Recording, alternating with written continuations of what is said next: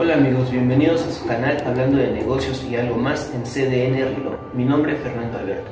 El día de hoy vamos a hablar del sistema acusatorio penal, un tema que considero es de suma importancia para todas las personas. Primero que nada vamos a iniciar con un pequeño artículo que encontré en internet, escrito por Ana Pamela el 13 de junio del 2016. Bueno, pues ella nos dice que en junio del 2008, después de meses de debate legislativo, se publicó la reforma constitucional en materia de justicia penal, cuyos ejes rectores fueron tres. El primero, fortalecer al Sistema Nacional de Seguridad Pública. El segundo, crear herramientas para combatir la delincuencia organizada. Y el tercero, cambiar el sistema penal inquisitivo mixto a un sistema acusatorio oral. Para despejar todas estas dudas, el día de hoy invité a una persona, gran amiga, Araceli Hernández. Ella es licenciada en Derecho y pues nos va a apoyar un poco para solventar todas las inquietudes que se pudieran generar de este tema. Muchas gracias, Sara, por acompañarme el día de hoy, te agradezco y pues no sé, si gustas, comenzamos. Bueno, gracias Fernando por la invitación. Y sí, como comentas, vamos ahorita a despejar algunas dudas respecto a los cambios que ha sufrido el nuevo sistema de justicia en materia penal, que como sabemos entró en vigor a partir del año 2016 aquí en Hidalgo, y que bueno, pues sí tiene cambios muy importantes. Entre ellos, bueno, el hecho de que este nuevo sistema pondera la reparación del daño como eje fundamental, ¿no? En el viejo sistema, creo que el viejo sistema iba un poco más enfocado al castigo, y este nuevo sistema no es tan duro, ¿no? Este nuevo sistema va más enfocado en que la víctima realmente tenga una reparación del daño. Entonces, en ese sentido, pues una de las figuras que han cambiado bastante ha sido la figura de la prisión preventiva, que como sabemos ya no se está dando de oficio en todos los delitos. En el viejo sistema tampoco es que fuera así por ley, pero sí la autoridad de alguna forma para todo dictaba prisión preventiva, ¿no? Ya en el ejercicio, ¿no?, de sus funciones. Sin embargo, en el nuevo sistema solamente 19 son los delitos considerados graves, y solamente estos 19 son los que tendrán prisión preventiva oficiosa. Entonces, para el ciudadano pues puede parecer algo muy extraño, a veces hasta injusto, porque vemos que en muchas ocasiones en los delitos pues la persona no es conducida a un cerezo inmediatamente, ¿no?, como estábamos acostumbrados en el viejo sistema. Entonces, de alguna forma creo que el ciudadano entiende al respecto que no se está haciendo justicia, ¿no?, que se está dejando libres a los criminales, etcétera. Sin embargo, ese no es el caso. La situación aquí con la prisión preventiva pues es que, como decíamos ahorita, que ya no va a ser de manera oficiosa en muchos de los delitos, en la gran mayoría de estos, pues eso da al imputado la oportunidad de enfrentar su proceso y hacerlo desde afuera, ¿no?, sin estar privado de su libertad. Obviamente esto pues le da muchos beneficios, como es el seguir trabajando, el conseguir un abogado y estar más pendiente de su proceso, porque como lo mencionábamos al inicio, pues el nuevo sistema va más enfocado en reparar el daño que en castigar. Ajá.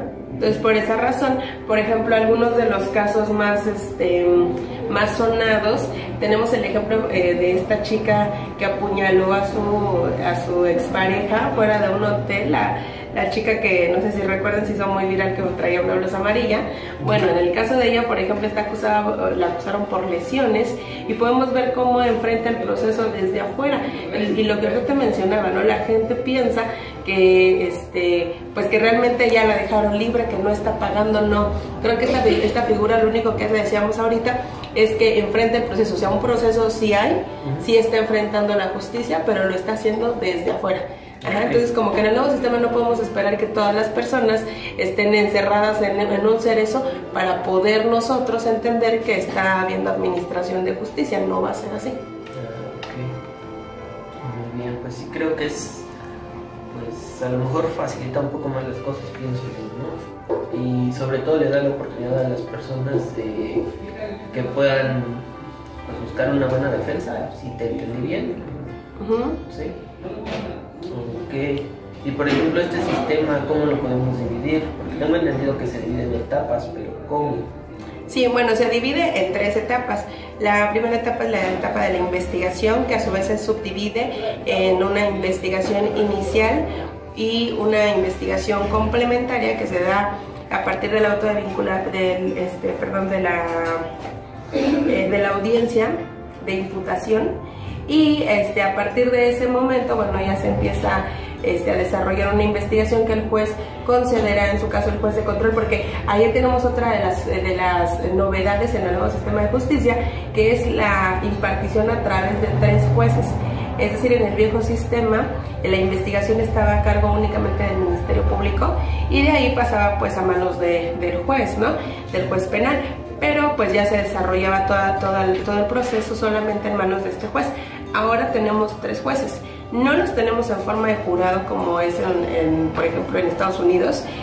Aquí no, aquí los jueces están distribuidos a lo largo del procedimiento. Encontramos el primer juez inserto ahora en la investigación. Esto es algo novedoso, ya no el Ministerio Público tiene el monopolio de la investigación, sino que ahora hay un juez que se va a hacer cargo también de la investigación.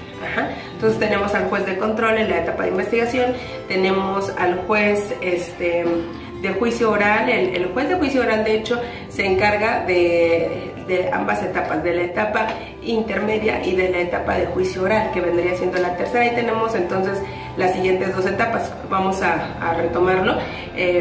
La primera etapa fue la etapa de investigación en manos del Ministerio Público y el juez de control.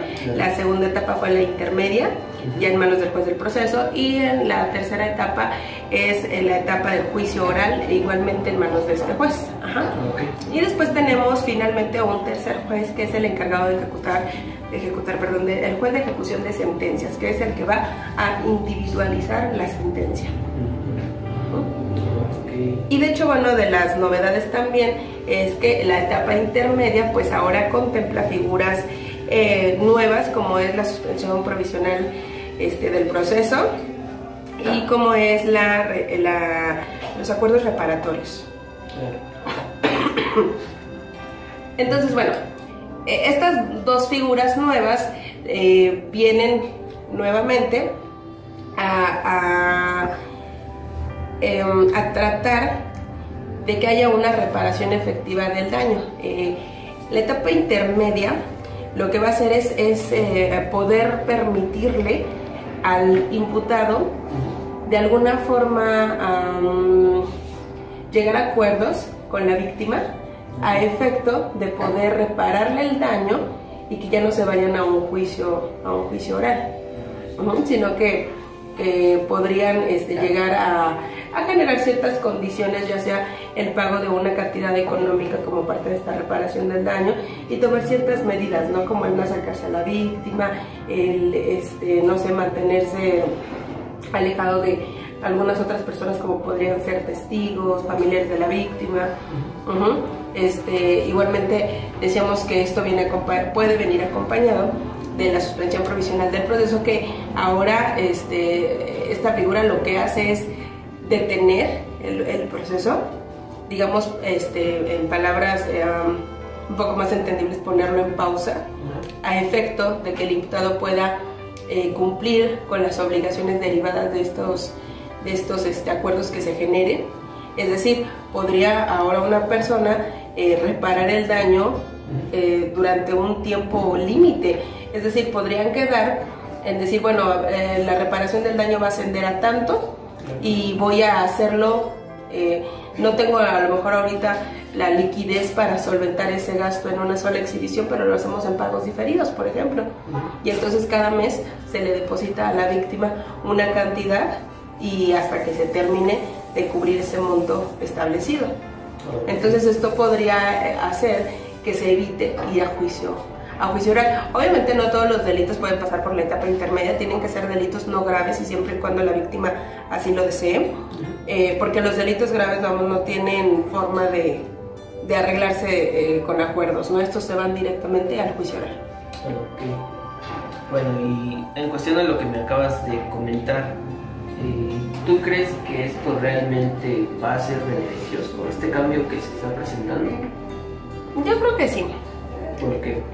Porque hace más factible la reparación del daño, es decir, veíamos en el viejo sistema que en la etapa de investigación se les citaba a las partes para avenir antes de iniciar una investigación como tal. Siempre había una audiencia de conciliación donde, bueno, se trataba de que las partes arreglaran sus diferencias sin irnos a temas penales.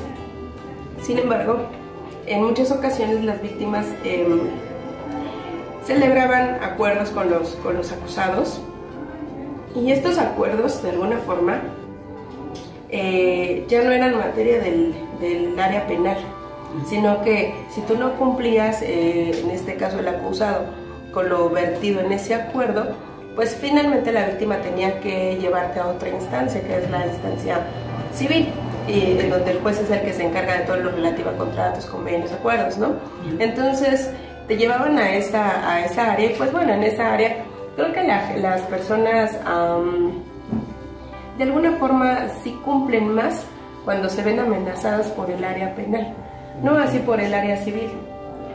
Ajá, entonces esta nueva forma que adquiere el sistema de justicia lo que hace es que ya no manda estos acuerdos al área civil, ya se quedan aquí en el área penal, y decíamos que el proceso se suspende, pero de no cumplirse con los acuerdos se retoma, y entonces sigues dentro del área penal, sigues siempre habiendo esa amenaza, digámoslo así, de salir sentenciado y tal vez hasta estar en prisión, ¿no? Okay. Lo que no había en el viejo sistema. O sea, en el viejo sistema la autoridad prácticamente se deshacía, ¿no?, de ese asunto, de haber celebraron un convenio, celebraron un acuerdo, ok, ya eso, si no se cumple, no es área penal, se tendrán que ir a otra área, y vamos, iban depurando de alguna forma, ¿no? Ahora no, ahora los asuntos se siguen quedando en el área penal, y la amenaza en este caso pues sigue siendo la misma, ¿no? No va a cambiar. Entonces, en ese sentido, si no se cumplen con los acuerdos reparatorios, seguimos en un proceso penal. Okay. Muy bien, pues me parece muy interesante lo que nos acabas de comentar. Pues, ¿en qué casos podría aplicar? O no sé, algún ejemplo que nos quieras mencionar, independiente del que ya comentabas de la chica, que bueno, pues estuvo muy sonado. No sé, algún otro ejemplo que pudieras darnos para que quede un poco más claro a las personas. ¿De los acuerdos reparatorios? Bueno, aquí por ejemplo, si una persona fuera acusada, no sé, del delito de abuso de confianza, por ejemplo, como no es un delito grave, pues tendría derecho a pasar por la etapa intermedia siempre cuando así se solicite. Entonces, en la etapa intermedia podrían las partes llegar a un acuerdo por medio del cual se fije una cantidad como reparación del daño, se fijen algunas medidas y se someta al acusado, al imputado a esas medidas a fin de evitar el juicio oral, de tal forma que si la cantidad ascendiera, es un ejemplo algo burdo, no sé, a 50,000 pesos, ejemplo, podría ser que diga el acusado en ese momento: yo no lo tengo ahorita, pero te lo doy en mensualidades. Entonces creamos un acuerdo, lo firmamos, estamos conscientes, y empiezo a darte en pagos. La suspensión provisional del proceso se puede dar hasta por 3 años. Entonces imagínate, pero ¿en cuánto tiempo podría estar la persona dando esos pagos diferidos, ¿no? Y ya una vez que termine de dar sus pagos, se llama a una nueva audiencia en la cual les van a hacer saber a las partes que pues se va a firmar un documento ya una vez que se cumplió con el acuerdo, y pues con eso pondrían fin al procedimiento, de tal forma que ya la víctima pues no puede ir más allá, no se puede ir a juicio oral, no puede continuar ya con el proceso porque ahí termina. Entonces firman de conformidad y tan. Entonces esto no deja antecedentes penales, no nos vamos a un juicio en donde pueda salir la persona sentenciada. Entonces pues creo que es más benéfico, nos ahorramos el procedimiento, inclusive pues el gasto en abogados, etcétera, ¿no? Claro. Los gastos que esto deriva incluso en pruebas periciales, en pruebas, en llevar testigos, etcétera, ¿no? Entonces nos ahorramos esa parte, lo convenimos, lo arreglamos y termina. Ok, muy bien. Pero realmente es un tema bastante interesante y creo que muy extenso. Y de hecho, ¿qué crees? Porque hasta el homicidio solamente cuando es doloso es un delito grave, considerado así por la... Cuando es un homicidio, digamos, culposo, imprudencial, realmente no es un delito grave y todavía deja pie a pasar por esta etapa intermedia. Por eso te decía que a veces las personas lo podrían interpretar como que no está habiendo justicia, pero es parte de lo que ahora marca la legislación, ¿no? Y aún en esos casos de homicidio culposo se podría convenir. Que fue también algo, ya ahorita hablando también de ejemplos muy sonados, de lo que pasó también con el caso de la explosión en el hospital materno infantil. No sé si recuerdas que tiempo atrás que hubo esta explosión, se acusaba que fue el operador de la pipa, ¿no? El que había ocasionado la explosión, que él ya después mencionaba que pues no había recibido la capacitación adecuada y por ende no sabía maniobrar la pipa, ¿no? Entonces ahí hubo una cuestión de muertos, de lesionados, y vamos, como no fue algo con dolo, como no fue algo, digámoslo así, en términos extraoficiales, no fue algo propósito, se dio la oportunidad de que pasara por la etapa intermedia. Se realizaron algunas sesiones ahí con las víctimas de lesiones, con los deudos de las personas fallecidas, y se logró llegar a una cantidad por concepto de reparación del daño. Se celebró, como ahorita te lo mencionaba. Bueno, ahí ya no tuvimos injerencia en ese expediente, no podría decirte si fue en una sola exhibición, si fue en pagos diferidos, pero el punto es que no se fue a juicio oral, quedó ahí. Entonces aún en delitos que parecieran ser muy escandalosos, ¿no? Por el ejemplo que te ponía de la chica de la luz amarilla, vamos, se vio escandaloso, o sea, el sujeto ahí bañado en sangre, pensaríamos que iba a estar en prisión, ¿cierto?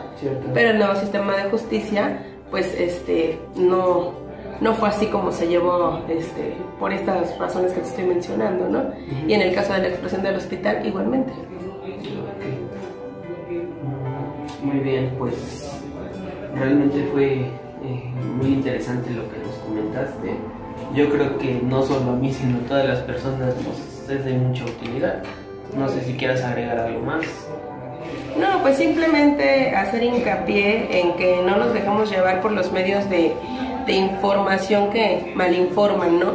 Hay algunos medios que se encargan de malinformar y que, no teniendo conocimiento de cómo es el nuevo sistema de justicia, pues lo que hacen es alarmar a la población, ¿no? Y decirle a la población que, no sé si recuerdas que cuando se implementó este nuevo sistema muchos decían que iba a haber una liberación masiva de presos, que iba a haber, pues que ya nadie iba a ir a dar a la cárcel, que etcétera, ¿no? Entonces, pues realmente son a veces medios que no entienden cómo es en realidad el proceso y pues alarman, pero en realidad el nuevo sistema, como decíamos ahorita, va más enfocado en reparar.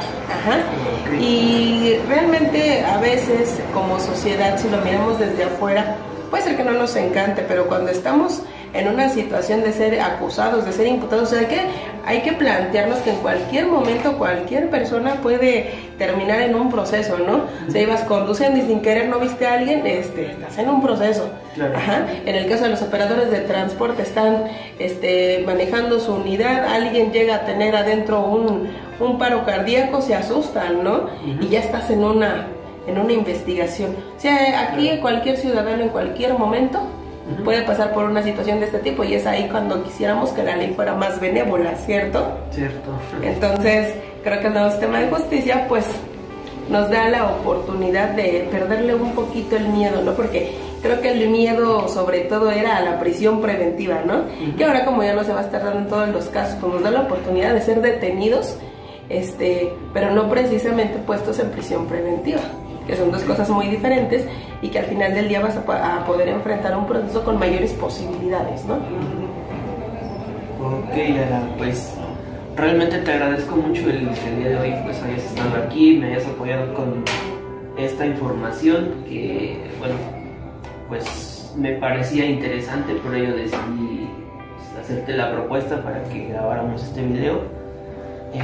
Realmente creo que las dudas quedaron disipadas, fue muy clara y muy precisa tu explicación. Y no sé si pues, quieras compartir algo más, una recomendación para las personas, algo, no sé. No, pues de mi parte sería todo, Fer. Sería todo. Sí. Ok, Ara, te agradezco muchísimo. Pues amigos, ahí tenemos un poco de información correspondiente al sistema acusatorio penal. Mi nombre fue Fernando Alberto. Síganse suscribiendo al canal, hablando de negocios y algo más en CDN Reloj. Ella fue Araceli Hernández, nos vino a dar una pequeña explicación y le agradezco muchísimo por el apoyo que el día de hoy nos dio. Gracias. Gracias, Ara.